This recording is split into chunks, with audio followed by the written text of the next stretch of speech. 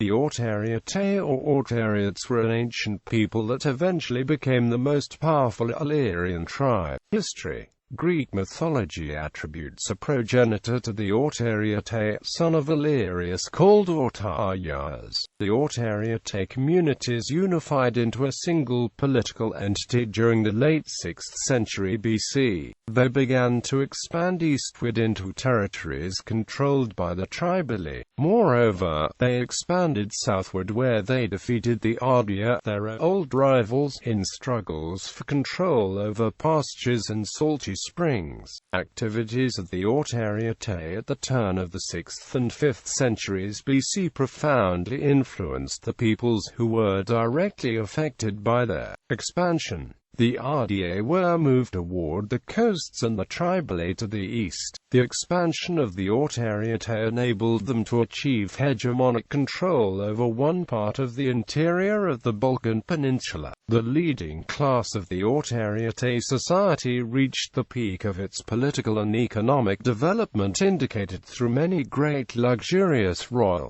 tumuli and graves created during the 5th century BC. Strabo's comment on the Autariatae as the once greatest and most powerful Illyrian people most likely refers to this period. The peak of development was followed by the gradual decline of the Autariatae, ending in 310 BC with the sudden disappearance due to Celtic migrations.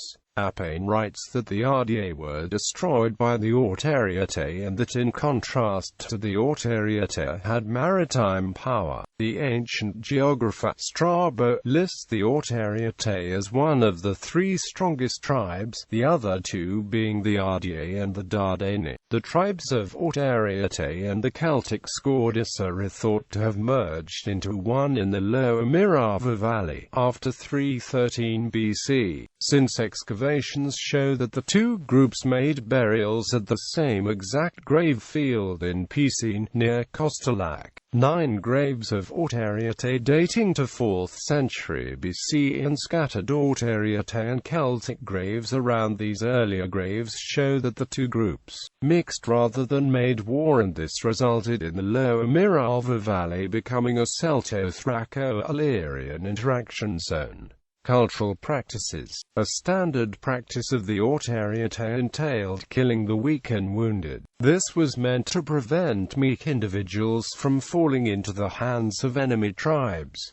The Autariatae left a legacy of material wealth. So far, more than 100 castle ruins were identified to have been inhabited by the Autariatae, as well as thousands of tumuli in which they had been buried. Movable materials reveal all specific features associated with the ethno-cultural originality of the Autariatae. The Autariatae established continuous tradition of manufacturing metal and ceramic products. Artifacts consisting of metal sheets with luxurious golden and silver belts of Mramorak type indicate the complexity of this tradition. The Autariatae are a classic example of a highland people who also show all the characteristics of a highland mentality. Case in point, the Autariatae have strongly maintained the burial customs of burning the dead in tumuli, which have not changed until the end of the Glasenac culture. Archaeological remains indicate that the religious life of the Autariatae was influenced by both their ancestor cult and the cult of the solar god. One can find the numerous evidences of the solar cult throughout the territories once controlled by the Autariatae. The economy of the Autariatae was based on cattle breeding, metalwork, handicraft and trade. Because of its need for Greek and Italic goods, this Illyrian tribe was one of the biggest trade partners of the Western and Central Balkans to both Greek and Italic traders between the 7th and